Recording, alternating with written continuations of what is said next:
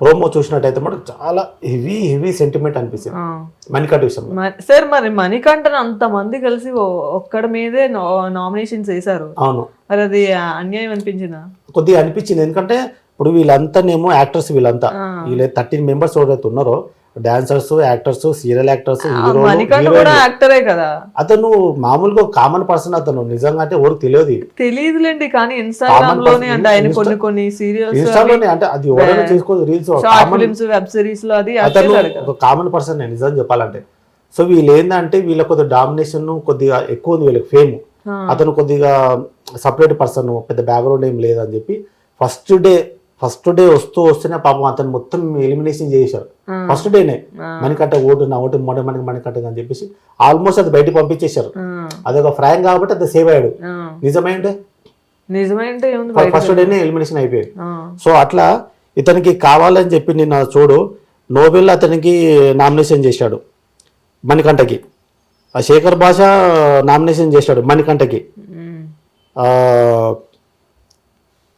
సోనియా చేయలేదు. యష్మి మణికంఠకు ఓటేసింది, ఒక ఓటేసింది.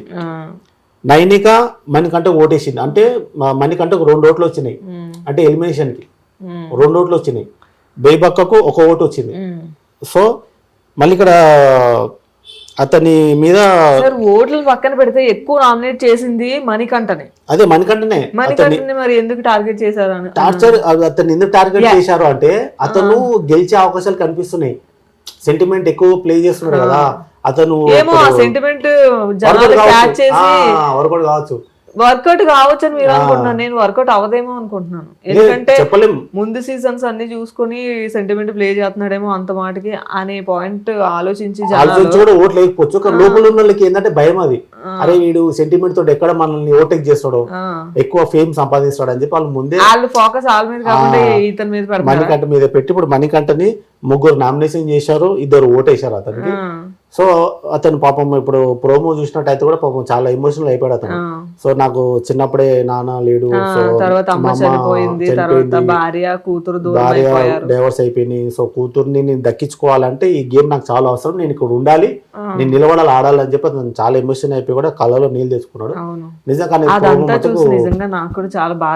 నిజంగా లాస్ట్ లో అంటే చాలా సీరియస్ గా ఎమోషన్ అయిపోయింది నిజంగా. అతని ఎమోషన్ చూసి మిగతా వాళ్ళు కూడా ఏడ్చారు పాపం.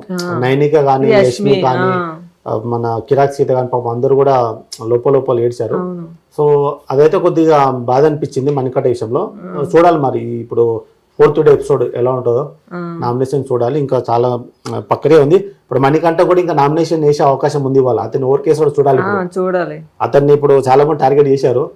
సో అది 3rd ఎపిసోడ్ నామినేషన్ ప్రక్రియ అయితే బాగానే ఉంది, కొద్దిగా అక్కడక్కడ ఉంది. ఇప్పుడు ఈ రోజు చూడాలి కిరాక్ సీత వర్సెస్ నిఖిల్, మణికంఠ వర్సెస్ మొత్తం టీమ్ మెంబర్స్. ఎందుకంటే అందరూ ఒకవైపు ఇతను ఒకవైపు లాగా ఉంటాడు. సో అది ఎంతవరకు వెళ్తుందో చూడాలి ఇంకా.